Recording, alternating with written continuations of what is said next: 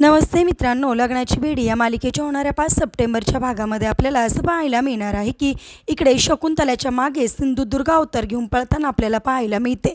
सिंधूच्या हातामध्ये बांबू असतो आणि ती पूर्णपणे गुलालाने भरलेली असते। तर शकुंतला तिच्या तावडीतून वाचण्यासाठी पळ काढत असते, परंतु सिंधू तिला सोडत नाही आणि शकुंतला खाली कोसळून पडते।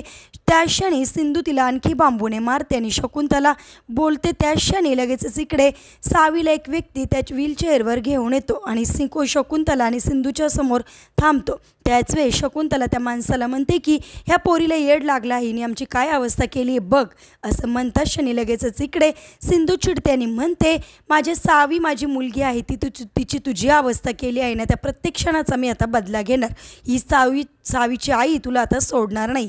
असं म्हणून आता सिंधू शकुंतलाची बांबूनी चांगलीच धुलाई करते आणि तिने आता तिची मुलगी मिळवलेली असते। आता सिंधू कशाप्रकारे सावीला घरी घेऊन येणार आणि मधूची सुद्धा धुलाई करणार हे पाहणे सुद्धा इंटरेस्टिंग आहे।